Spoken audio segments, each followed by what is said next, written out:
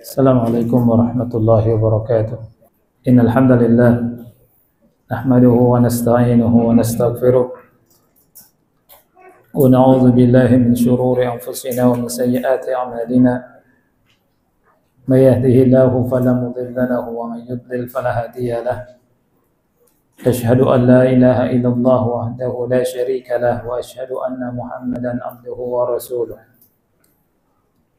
يا أيها الذين آمنوا اتقوا الله حق تقاته ولا تموتن إلا وأنتم مسلمون يا أيها الناس اتقوا ربكم الذي خلقكم من نفس واحدة وخلق منها زوجها وبث منهما رجالا كثيرا ونساء واتقوا الله الذي تساءلون به والأرحام إن الله كان عليكم رقيبا يا أيها الذين آمنوا اتقوا الله وقولوا قولا سديدا يصلح لكم أعمالكم ويغفر لكم ذنوبكم ومن يطع الله ورسوله فقد فاز فوزا عظيما أما بعد فإن أصدق الحديث كتاب الله وخير الهدي هدي محمد صلى الله عليه وعلى آله وسلم وشر الأمور محدثاتها فإن كل محدثة بدعة وكل بدعة ضلالة وكل ضلالة في النار. Ikhwati fillah rahimani wa rahimakumullah. Alhamdulillah, dengan izin dan taufik dari Allah kita bisa kembali di majlis ini, di majlis yang kita membaca hadis-hadis Rasul kita sallallahu alaihi wa alihi wasallam. Dan pada kesempatan yang mulia ini kita akan baca hadis Aisyah radhiyallahu anha, hadis ke-330 kalau di kitab Mawridul Afham ya. Kalau di terjemahan 316 ya. Hadis ke-316. Hadis ini banyak mengandung hukum. Oleh karena itu kita akan bahas dengan pelan-pelan dan kita berdoa kepada Allah dan meminta kepada Allah agar Allah memberikan ilmu yang bermanfaat kepada kita semua dan Allah meningkatkan dan mengangkat derajat kita semua di dunia dan di akhirat. Kita mulai hadisnya dari Aisyah radhiyallahu anha. Qalat, ia berkata, ja'at imra'atu Rifa'ata al-Quradhi ila Nabi sallallahu alaihi wasallam. Datang istri Rifa'ah al-Quradhi kepada Nabi sallallahu alaihi wasallam. Faqalat, dan ia berkata, kuntu inda Rifa'at al-Quradhi. Aku adalah mantan istri Rifa'ah al-Quradhi. Artinya dulu aku istrinya Rifa'ah al-Quradhi. Fatallaqani, kemudian ia menceraikanku. Fabatta talaqi, dan tolaknya 3 kali cerai. Itu sudah masuk ke talak yang ketiga. Ini talak kali yang ketiga. Ya. Fabatta talaqi maksudnya ini ceraiku yang ketiga. Fatazawwajtu ba'dahu Abdurrahman ibn Zubair. Kemudian setelahnya aku menikah dengan Abdurrahman ibn Zubair. Wa innama ma'ahu mithlu hudbati thawb. Tetapi punyanya Abdurrahman bin Zubair seperti ujung kain. Maksudnya dia apa? Impoten. Tapi ada makna lain kata ulama. Ada yang mengatakan impoten artinya tidak muntasib. Ada yang mengatakan kecil. Ini disebutkan sama ulama. Fatabassama Rasulullah sallallahu alaihi wasallam. Maka Rasulullah sallallahu alaihi wasallam tersenyum. Faqal, dan Rasul berkata, aturidina an tarji'i ila Rifa'ah? Apakah anti mau rujuk, mau kembali kepada Rifa'ah? La, tidak boleh.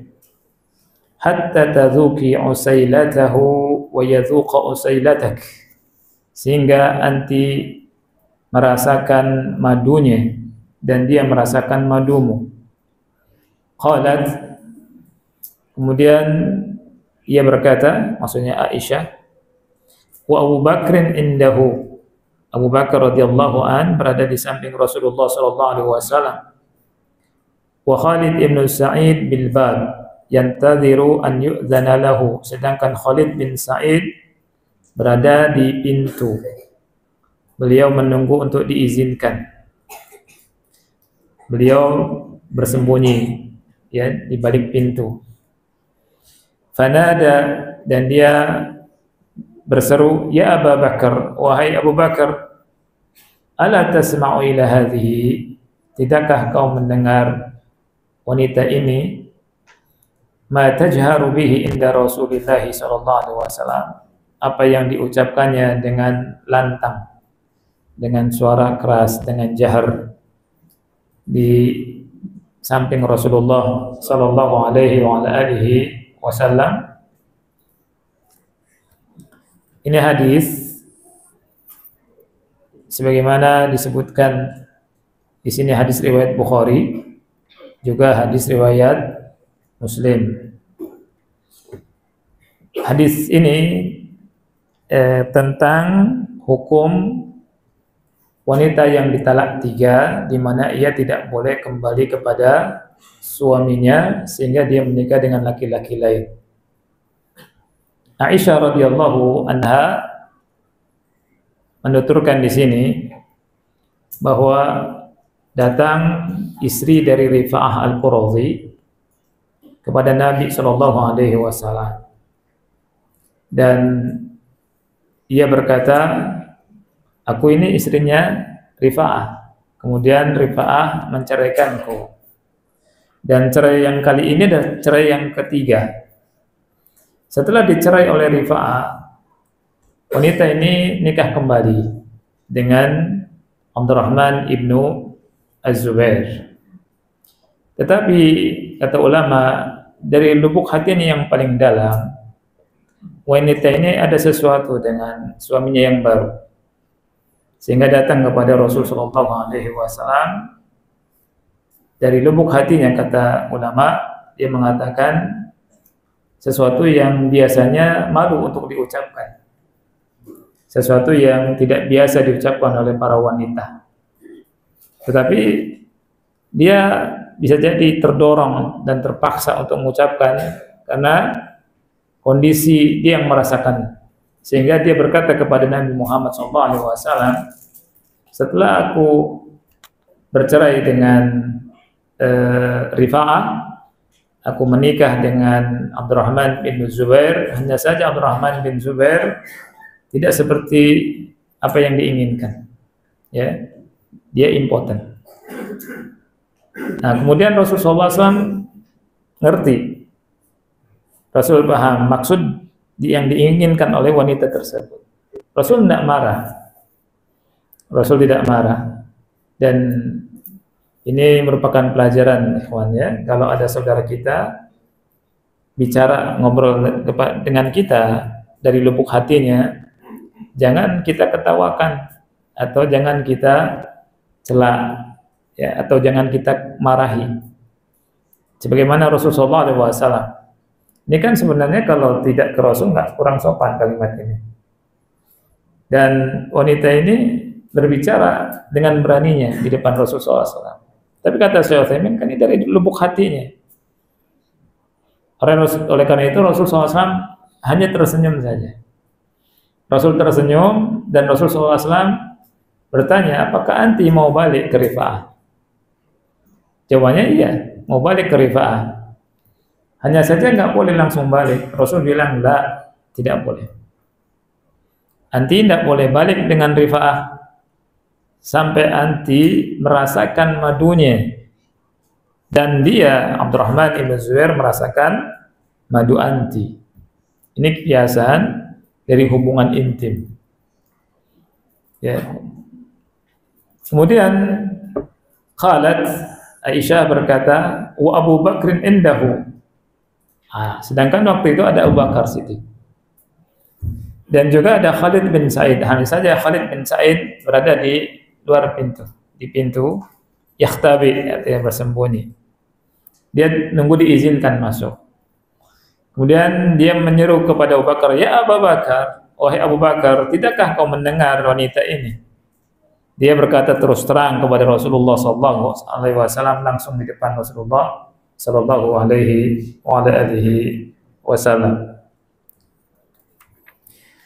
Nah, dan antum tahu Khalid bin Sa'id ini ya seorang sahabat yang mulia yang bernama Khalid bin Sa'id bin Al-As bin Umayyah bin Abdus Syams Al-Umawi, termasuk para sahabat yang pertama kali masuk Islam, dan keislaman beliau setelah Abu Bakar Siddiq radhiyallahu anhu. Ya. Bisa jadi kata ulama yang ketiga atau yang keempat atau yang kelima. Jadi termasuk sahabat yang pertama masuk Islam. Adapun sebab Islamnya beliau radhiyallahu an, karena beliau melihat atau beliau bermimpi berada di tepi neraka. Berada di tepi neraka, dan ayahnya itu ingin melemparkannya, mendorongnya ke neraka. Kemudian di mimpi tersebut ada Rasulullah SAW, ada Nabi Muhammad SAW, dan Rasulullah SAW menghalanginya dari api neraka. Kemudian setelah itu dia mendatangi Abu Bakar Siddiq, dan Abu Bakar Siddiq radhiyallahu anhu berkata, ittabi Muhammadan fa innahu Rasulullah. Ikutilah Muhammad karena dia adalah utusan Allah. Kemudian dia datang ke Nabi Muhammad SAW dan beliau masuk Islam. Ketika sampai berita tentang keislamannya, tentunya ayahnya tidak suka, marah. Ayahnya tidak ngasih lagi jatah makannya, diboikot sama ayahnya. Ya. Jadi begitulah sahabat, ikhwan. Ya. Masuk Islam itu tidak seperti kita. Kita, masya Allah, alhamdulillah, ayah ibu kita Islam sejak lahir, ya kan? Para sahabat membela Islam itu luar biasa. Nah, fawaid atau faedah dari hadis yang mulia ini, annal mutallaqata thalathan la tahillu li zawjiha illa ba'da an tatazawwaj ghayrahu. Wanita yang dicerai 3 tidak halal bagi suaminya kecuali kalau dia menikah dengan laki-laki lain. Wa yata'uha az-zawjus tsani, dan sampai digauli oleh laki-laki yang kedua atau suami yang kedua. Jadi maksud dari surat Al-Baqarah ayat 230, hatta tankiha zawjan ghaira, sampai dia menikahi laki-laki lain, maksudnya itu bukan hanya melakukan akad saja, tetapi melakukan hubungan. Melakukan akad iya, habis itu melakukan apa? Hubungan. Kalau baru melakukan akad kemudian cerai, belum bisa juga. Ya. Jadi melakukan akad plus hubungan. Ya. Dan ini ditunjukkan oleh sunnah Nabi yang mulia alaihi assalatu wassalam dalam hadis ini, di mana ketika istri dari Rifa'ah yang sudah dicerai oleh Rifa'ah, kemudian dia nikah dengan Abdurrahman bin Zubair, kemudian dia datang ke Rasulullah SAW, ingin kembali kepada Rifa'ah Al-Quradhi. Rasulullah SAW mengatakan, la, tidak, hatta tadzuki usailatahu wa yadzuqa usailatak. Nggak boleh sehingga anti merasakan madunya dan dia merasakan madu anti. Jadi bukan hanya sekedar akad. Nikah yang dimaksud di sini adalah hubungan suami istri. Ya. Anda bisa lihat surat Al-Baqarah 230. Coba dibuka 230. Nah, di 229 itu Allah berfirman at-talaqu marratan. Talak itu 2 kali. Ya. Kemudian di ayat yang kedua 30-nya fa in talaqaha. Kalau ditalak lagi, maksudnya talak yang keberapa? Talak yang ketiga. Cara yang ketiga. Fala tahillu lahu, maka tidak boleh baginya min ba'du hatta tankiha zaujan ghaira, sehingga wanita itu menikah dengan laki-laki lain. Fa in talaqaha fala junaha alaihima ay yataraja'a in dhanna an yuqima hududallah. Apabila dicerai lagi oleh suami yang kedua ini, maka tidak mengapa, tidak berdosa. Keduanya balik rujuk. Gitu ya, keduanya balik rujuk. In dhanna, apabila keduanya punya dhon kuat. Punya dhon yang kuat. Ini menunjukkan bahwa beramal dengan dhon itu boleh. Tapi dhonnya dhon apa? Dhon yang kuat. Kalau punya dhon yang kuat, bisa rujuk balik. Kalau dia punya dhon, bisa menegakkan hududullah. Ya. Wa tilka hududullahi yubayyinuha liqaumin ya'lamun. Ini faedah yang pertama. Jadi maksud dari menikah dengan laki-laki yang lain apa? Sampai digauli. Yang kedua, abda ba'dul ulama al-hikmata min tahrimiha alaihi hatta tankiha zawjan ghairah wa dhalika liyartadi ar-rajulu an at-tasarru'i fi at-talaq.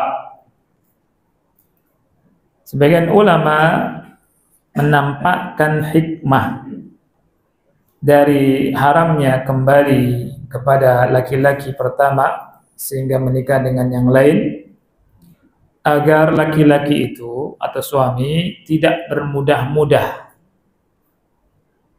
tidak tergesa-gesa, terburu-buru untuk menceraikan istrinya.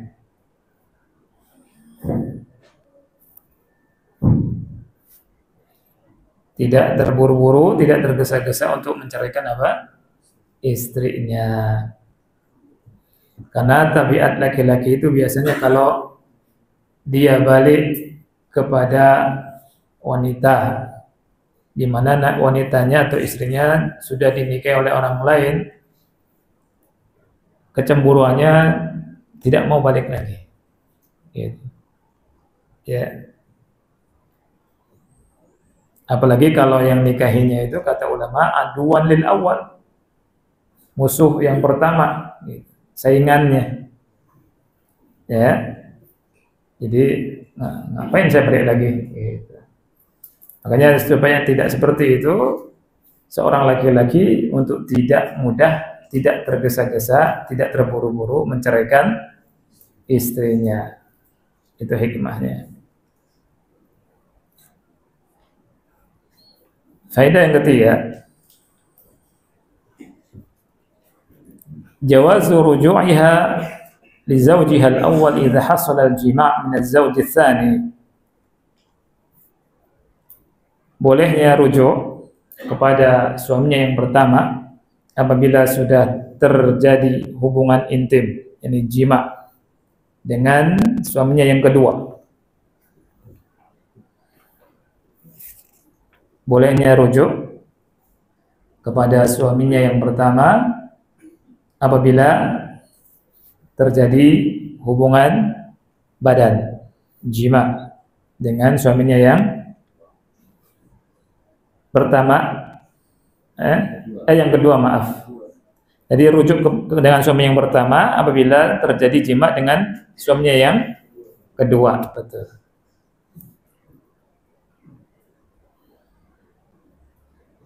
Jadi ini syarat yang pertama, ikhwan ya.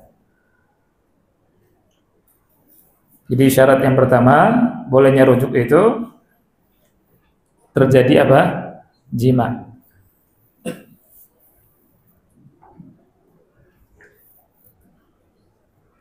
Kemudian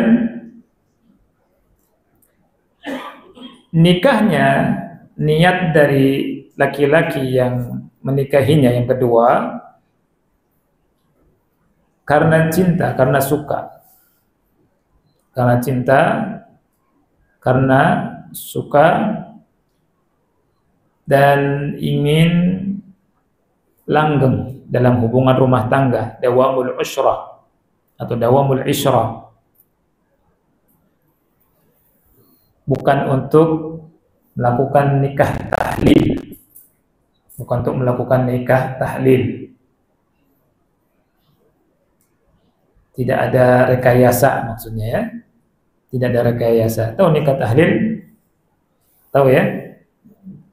Jadi menikah tapi dengan niat supaya istrinya balik kepada suaminya.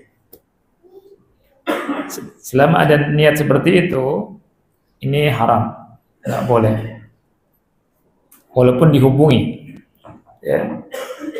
Jadi niatnya adalah untuk langgeng dan karena dia mau suka, habis itu cerai atau meninggal baru boleh balik. Berikutnya, maksudnya nikahnya nikah yang sahih ya. Nikahnya nikah yang apa? Sahih. Kemudian ada syarat yang ketiga yang di ayat surat Al-Baqarah ayat 230. Syarat yang ketiga, keduanya bisa menegakkan hududillah, menegakkan aturan Allah Subhanahu wa taala, menegakkan hukum-hukum Allah Subhanahu wa taala.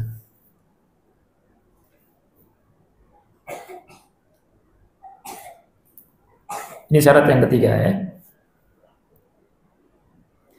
Di mana suami istri bisa memberikan hak dan kewajibannya, menunaikan hak dan kewajibannya.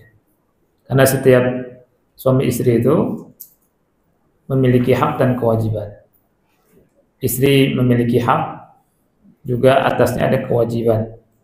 Suami juga memiliki hak dan atasnya ada kewajiban.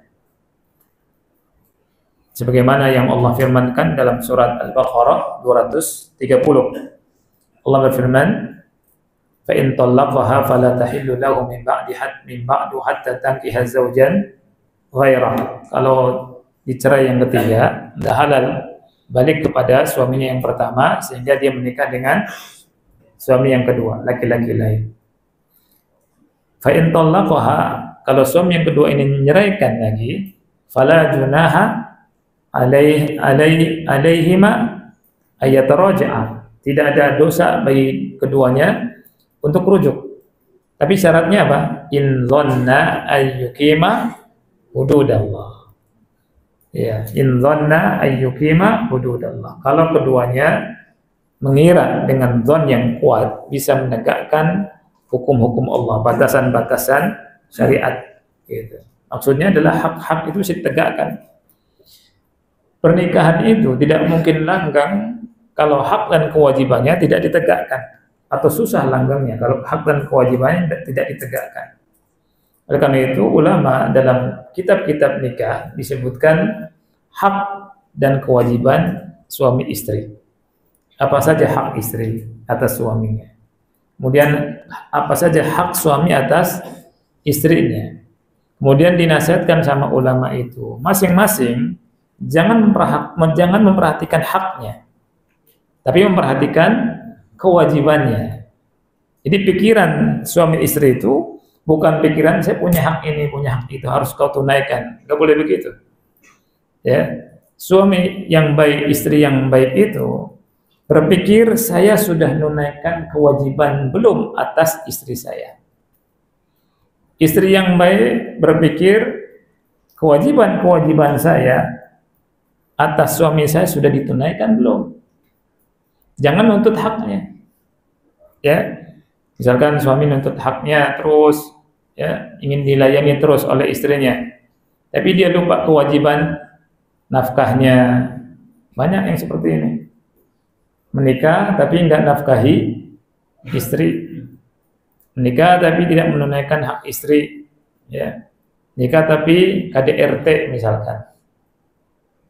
Ini hak istri nggak dipenuhi, kewajiban dia tidak dia lakukan. Atau juga si istri menuntut haknya pada suami terus. Nah, jangan seperti ini. Jadi kita tahu istri punya hak, punya kewajiban. Kita juga punya hak, punya kewajiban. Tapi pikiran kita itu yang didahulukan bukan menuntut hak kita, tapi yang didahulukan adalah kewajiban. Ya. Karena ini yang dituntut, kewajiban. Dan ini yang akan ditanya sama Allah Subhanahu wa taala kepada kita semua. Kita menunaikan kewajiban belum? Ya. Makanya tidak ada hubungannya dengan istri. Ya. Kita melakukan kebaikan kepada istri bukan karena istri. Ingat, bukan karena istri, tapi karena siapa? Karena Allah, laki-laki itu. Ya. Kita melakukan kebaikan itu karena Allah Subhanahu wa taala. Dan kita mencintai istri karena siapa? Karena Allah Subhanahu wa taala. Dan itu harus kita didik juga istri kita demikian. Mencintai kita bukan karena kita, karena Allah Subhanahu wa taala. Jadi mencintai pasangan yang bagus itu mencintai karena Allah Subhanahu wa taala, bukan karena dianya. Dan kita pun melakukan kewajiban itu tanggung jawabnya bukan karena istri, tapi karena Allah. Ya. Kalau kita tidak menunaikan kewajiban kita, kita takutnya sama Allah. Adapun istri menunaikan kewajibannya kepada kita atau tidak, itu urusan dia sama Allah Subhanahu wa taala. Kewajiban kita menunaikan hak istri, ya, atau kewajiban kita atas istri, nafkahnya penuhi, kerja keras banting tulang untuk keluarga, dicukupi, jangan sampai minta-minta, ya. Kemudian juga diperhatikan yang lainnya, diperhatikan pendidikan agamanya, ini yang paling penting. Pendidikan agamanya diperhatikan tidak. Jangan sampai sudah suami istri, pendidikan agama istri tidak diberi. Kata ulama, kalau antum sudah jadi suami, sudah jadi imam, maka wajib mendidik istri. Ya ayyuhalladzina amanu qu anfusakum wa ahlikum nar. Wahai orang-orang yang beriman, jaga dirimu dan keluargamu dari api neraka. Dan istri ini bengkok. Sifatnya apa? Bengkok. Karena sifatnya ibu kita dicipta dari tulang rusuk wanita itu. Kalau dipaksa patah, didiamkan, bengkok terus. Ya.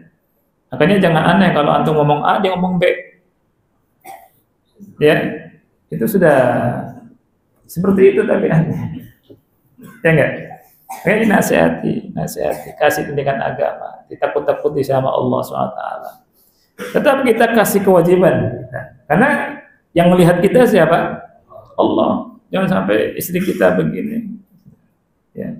Dan perlu diketahui bahwa kita harus ingat istri kita ini tidak sempurna.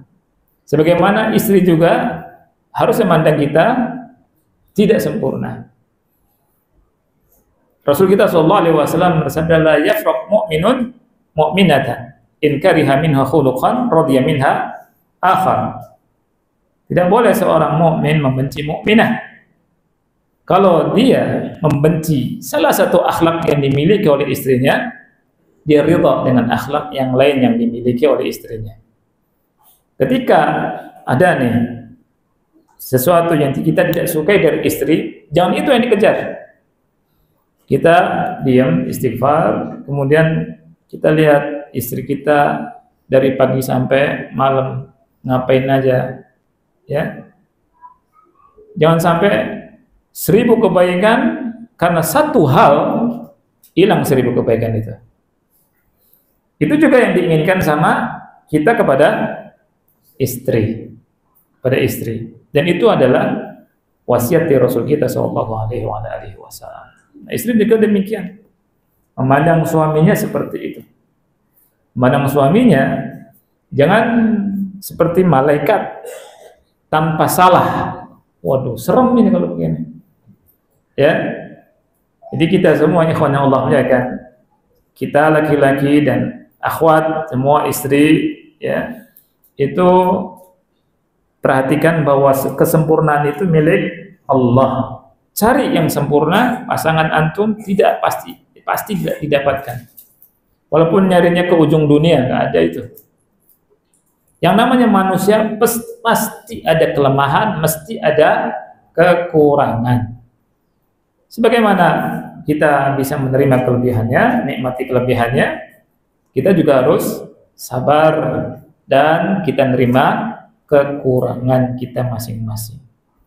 Yang keempat, faedah yang keempat, anna iradatal mar'ati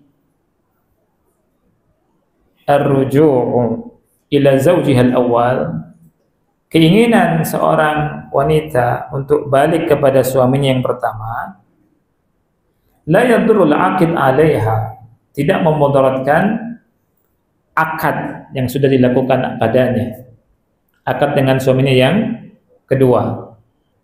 Dan itu bukan makna tahlil yang orangnya berhak untuk dilaknati. Dan itu sesuatu yang fitrah, ya. Seorang wanita ketika tidak sesuai dengan apa yang diinginkan, kemudian dia ingin balik kepada suaminya yang pertama. Baik. Yang kelima, annahu la ba'sa minat tashrihi bil asya'i allati yustahya minha lil hajati. Boleh berterus terang dengan sesuatu yang biasanya malu untuk disampaikan ketika ada hajatnya.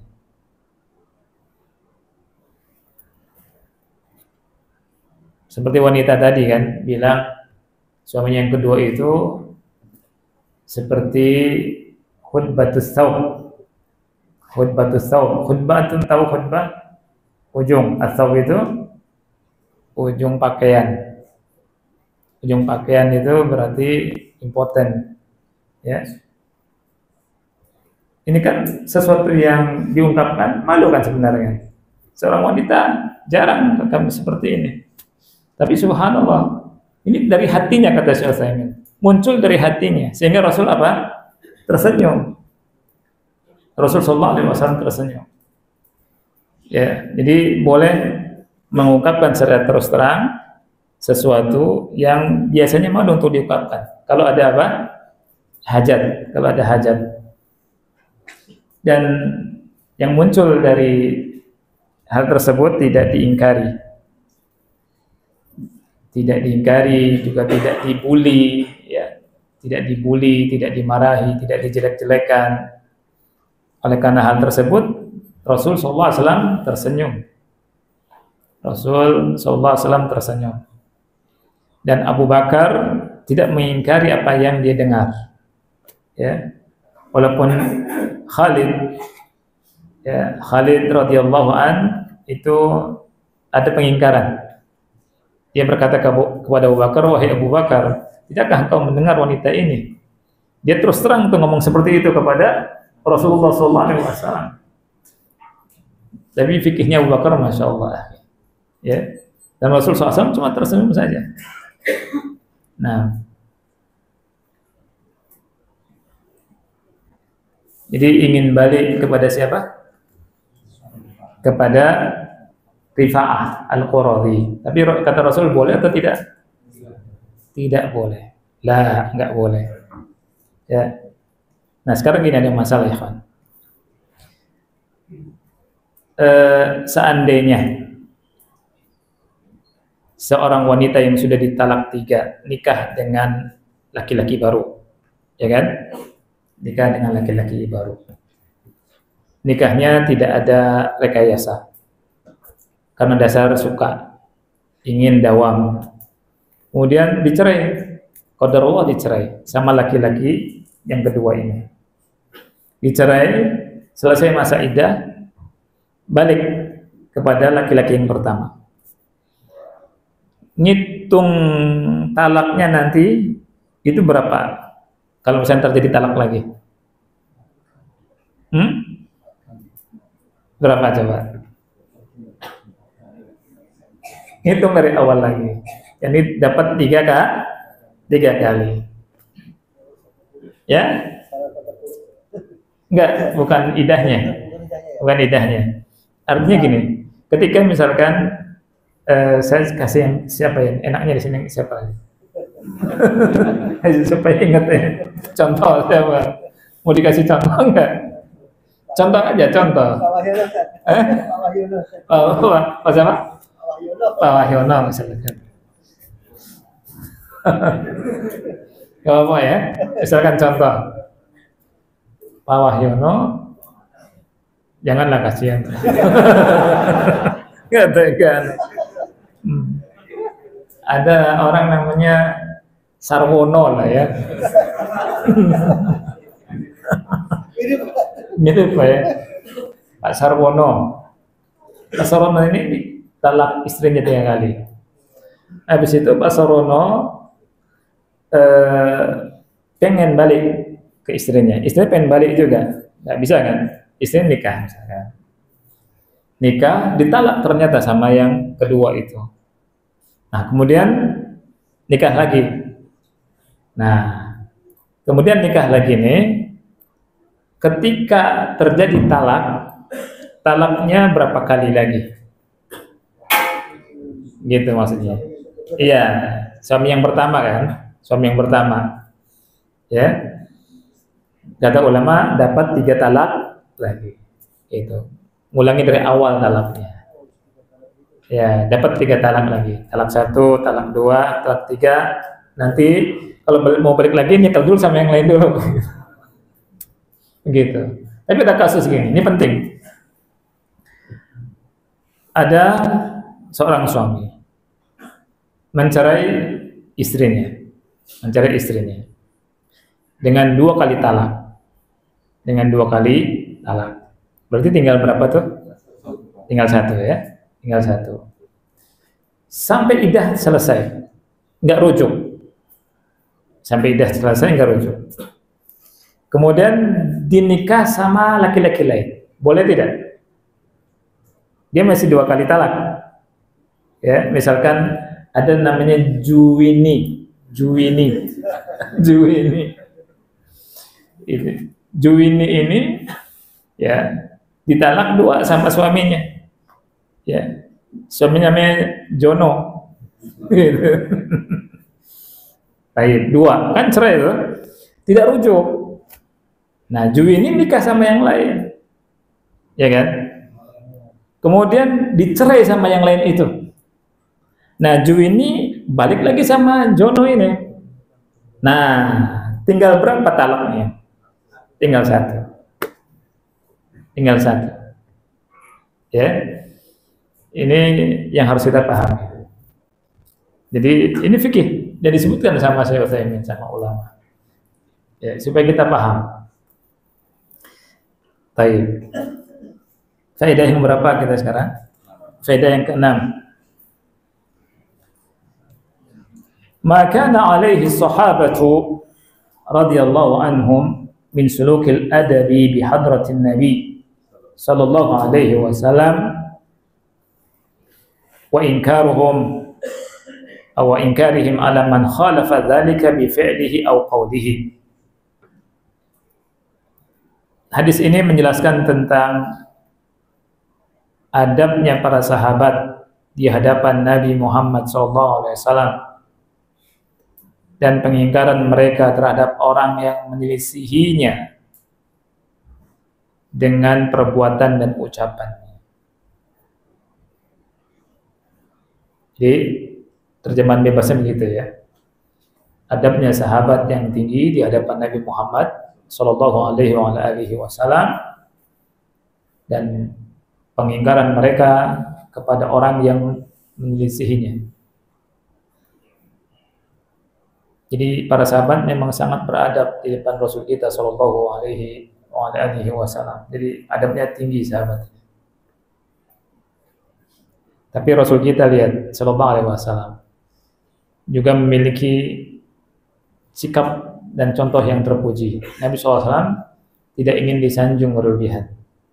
Nabi SAW berkata, la tutrunni kama atratin nasara Isa ibn Maryam wa innama ana abdun faqulu abdullahi wa rasuluh. Janganlah kalian menyanjungku berlebihan seperti kaum Nasara menyanjung Isa bin Maryam berlebihan. Aku adalah hamba Allah dan Rasulnya. Ucapkanlah hamba Allah dan Rasulnya. Rasul nggak suka tuh kalau misalkan orang bungkuk-bungkuk di depannya, orang sujud di depannya, ya, seperti yang dilakukan oleh sebagian orang. Kalau di depan kiainya ngesot jalannya, ya, atau bungkuk-bungkuk, ini bukan ajaran Rasulullah Sallallahu Alaihi Wasallam. Ini peninggalan kolonialisme. Ya, Mu'adz bin Jabal ketika datang dari Syam, melihat raja, melihat pendeta, orang-orang sujud ke mereka. Dia berpikir, ini yang paling pantas ini Nabi gitu. Pulang ke Madinah ada Nabi sujud. Nabi bilang apa? La taf'al, jangan kau lakukan wahai Mu'adz.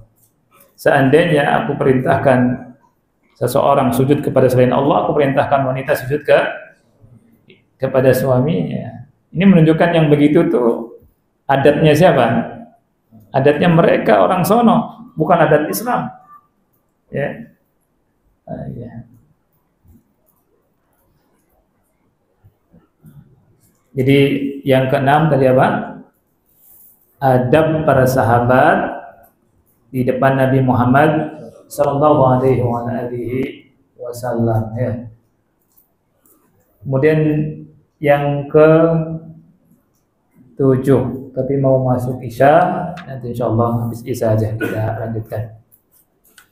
Wassallallahu Nabi Muhammad wa ala alihi wa sahbihi wa barak wa salam. Bukan habis Isya, maaf, habis azan.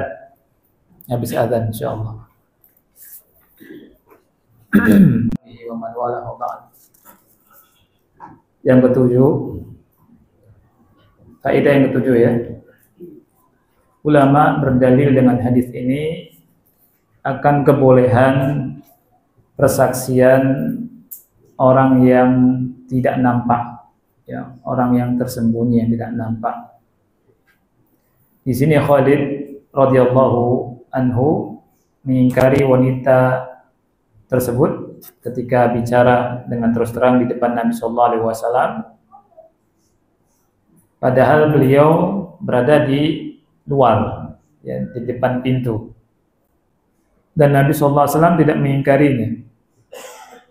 Dan Nabi sallallahu alaihi wasallam tidak mengingkarinya. Jadi boleh ya, orang yang tidak nampak tersembunyi itu memberikan apa? Persaksian. Ini kedudukannya sama seperti persaksian orang yang mendengar. Hadis berikutnya ya ikhwan. Hadis ke-317 berarti ya. Hadis ke-317.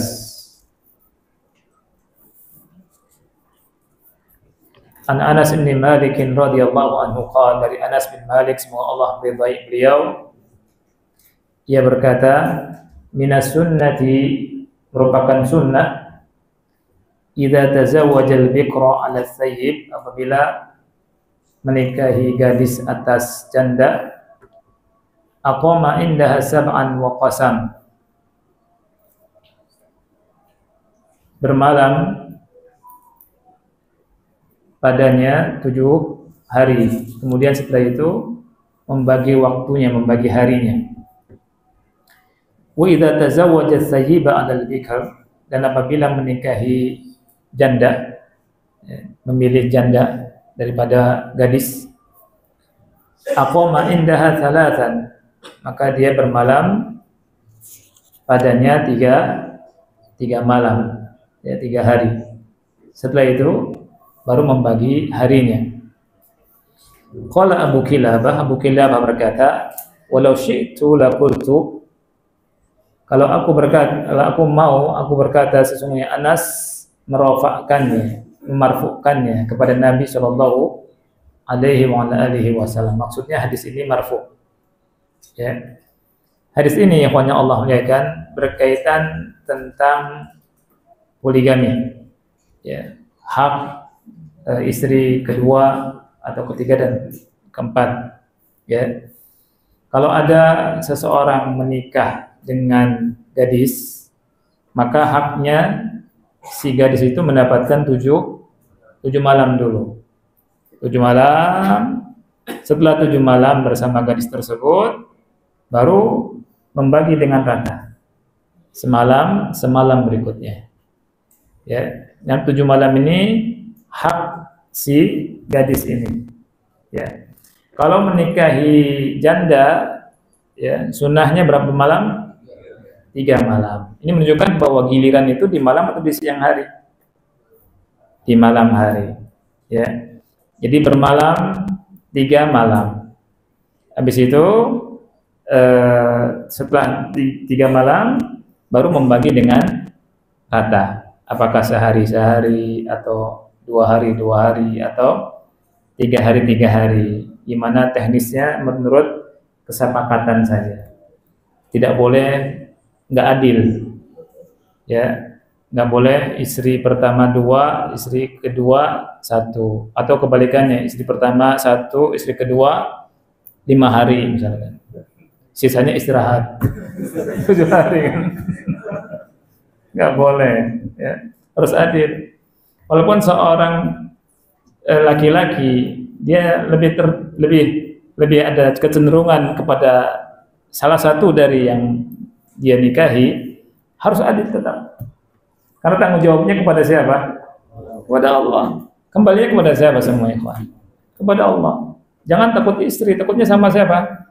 Takutnya sama Allah Subhanahu wa ta'ala. Nah, dari sini semua yang kita lakukan kembalinya kepada siapa? Allah Subhanahu wa ta'ala. Ya. Ini kita bahasnya singkat aja masalah ini, ya. Ya, secukupnya aja. Takutnya protes nanti, akhwan. Baik. Hadis berikutnya, ikhwan. An Ibnu Abbas radhiyallahu anhu qala, dari Ibnu Abbas semoga Allah meridai radhiyallahu anhuma, qala, dia berkata, qala Rasulullah sallallahu alaihi wasallam, Rasulullah SAW bersabda, lau anna ahadahum, kalau salah satu dari mereka, idza arada ayyatiya ahlahu, apabila ingin mendatangi istrinya, maksud ingin mendatangi itu ingin menggauli istrinya, ia mengucapkan bismillahi Allahumma jannibna syaitan wa jannibish syaitana ma razaqtana. Ya Allah, bismillah, ya Allah, jauhkanlah kami dari syaitan dan jauhkanlah syaitan dari apa yang kau rizkikan kepada kami. Fa innahu in yuqaddar bainahuma waladun fi dzalik, sesungguhnya apabila ditakdirkan antara keduanya mendapatkan anak dalam hubungan tersebut, lam yadurruhu atau lam yadurruhu asy-syaitanu abada, niscaya syaitan tidak akan memudaratkannya selama-lamanya. Nah, hadis ini ikhwan yang Allah muliakan ada beberapa faedah. Yang pertama, istihbabut tasmiyah wad du'a al-madhkur inda iradatil jima'. Disunahkannya membaca bismillah, basmalah, ya, tasmiyah, dan berdoa dengan doa yang disebut dalam hadis ini ketika ingin jima'. Ya, baca bismillah, Allahumma jannibna syaitan wa jannibish syaitana ma razaqtana. Dan seseorang harus semangat untuk baca ini, harus punya perhatian, ya. Karena kalau dia mengamalkan doa ini, janjinya itu disebutkan di sini kata Rasulullah SAW, kalau dapat anak tidak diganggu dengan siapa? dengan syaitan. Syaitan tidak dapat mengganggunya. Ya. Baik. Yang kedua, ulama berbeda pendapat tentang kemudaratan yang dinafikan dalam hadis ini. Lam yadurruhu asyaitanu abada. Ada yang mengatakan kemudaratannya umum, baik itu kemudaratan yang terkait dengan agama atau kemudaratan yang terkait dengan badan. Nah, sebagian ulama ada yang mengkhususkan kemudaratan dari sisi badan saja, dari sisi badannya atau akalnya, ya, tidak termasuk kemudaratan yang terkait dengan agama. Dan ini ikhtiarnya Ibnu Daqiq al-Aid. Ini ikhtiarnya Ibnu Daqiq al-Aid.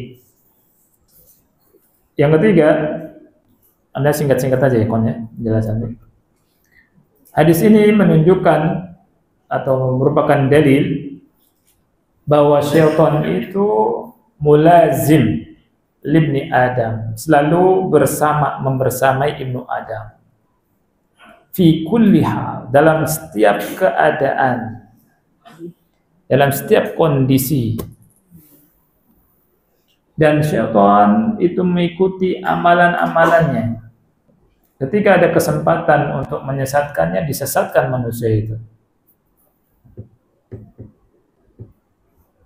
Dan syaitan itu masuk ke dalam pembuluh darah anak Adam.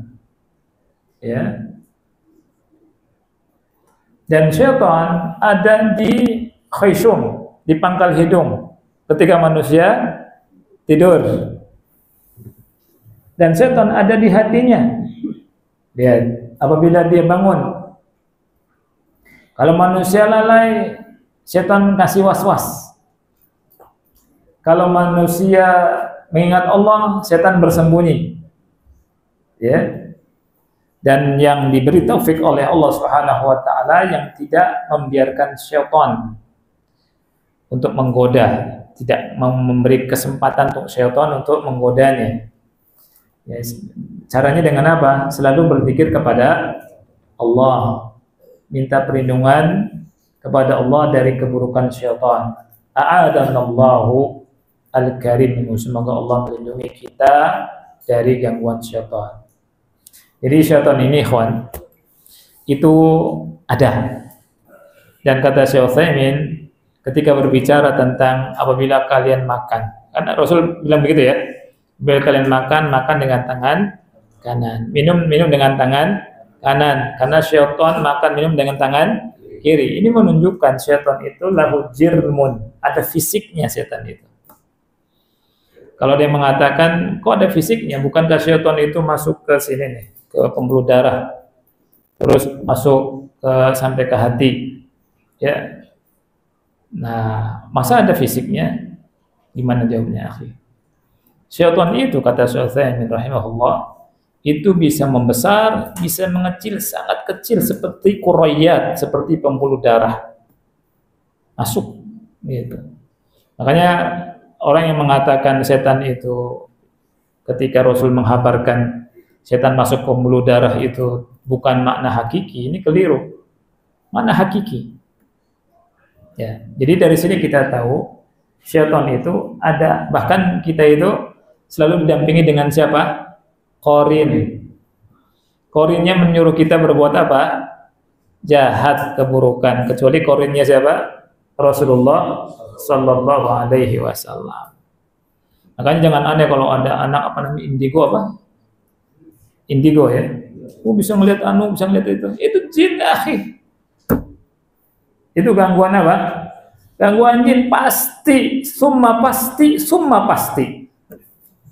Ya, ada summanya berapa kali itu? Indra keenam. Itu bahlul aja itu.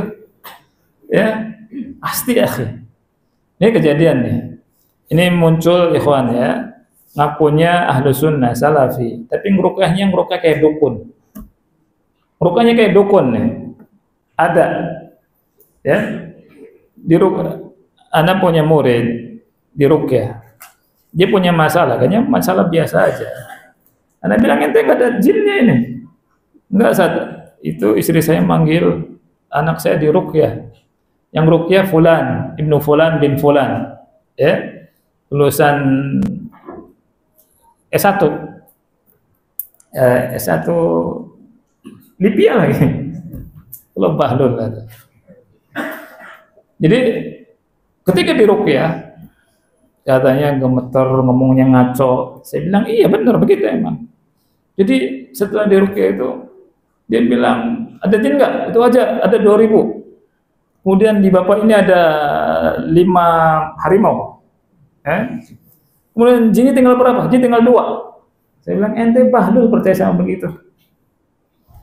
Ya, bahlul nggak akhi? Allah bahlul, bodoh. Ya, ana mau katakan bodoh, memang bodoh. Antum sudah ngaji, jangan percaya yang gitu-gituan. Ya, kalau jangan percaya sama tukang ruqyah ngibul. Banyak tukang ruqyah kadzab. Ya, tukang ruqyah kadzab banyak. Ciri kadzabnya gimana? Gini ciri kadzabnya itu. Ciri kadzabnya itu, oh ente ada di tubuh ente kata jin tuh ada 10 tuh. Udah tahunannya ada 100 jin. Itu wallah itu ciri kadzab itu. Pendusta itu. Kenapa gini ikhwan? Saya tanya ikhwan, setan atau iblis itu disifati sama Nabi apa? Disifati sama Nabi kadzub, pendusta. Iya enggak? Pendusta, betul? Sekarang gini. Ketika antum didatangi sama orang itu dikasih tahu sama orang lain, antum kasih tahu, antum hati-hati sama orang itu. Kenapa? Suka bohong orang itu. Ya. Baik. Ketika orang itu datang, antum ngambil jarak tidak? Pasti ngambil jarak.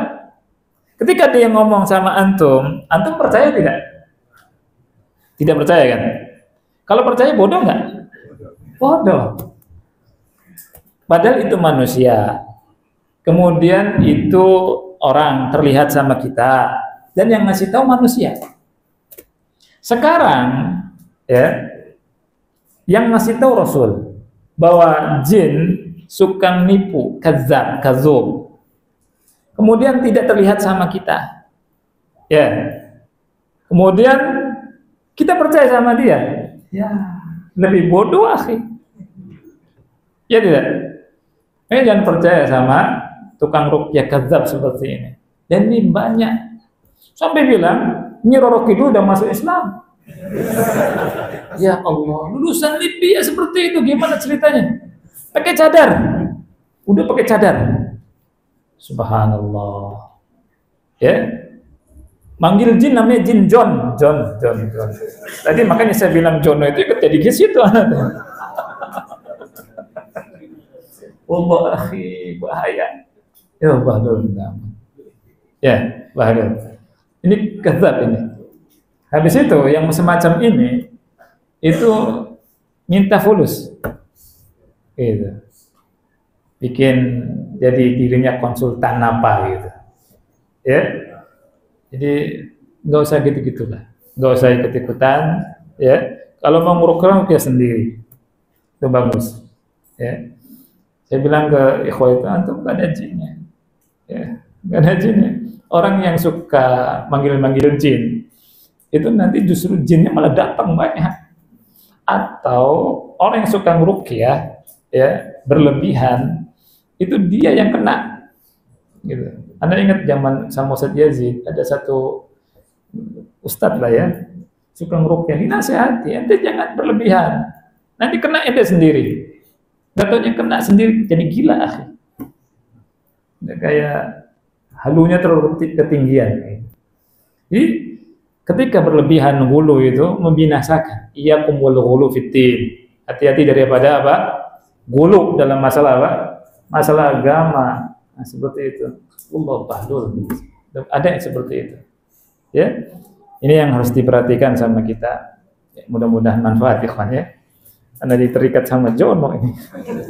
Jono tetangga kita ini. Wallahu a'lam bishawab. Wassalamualaikum Muhammad wa ala alihi wa sahbihi wa barak. Wassalamualaikum warahmatullahi wabarakatuh.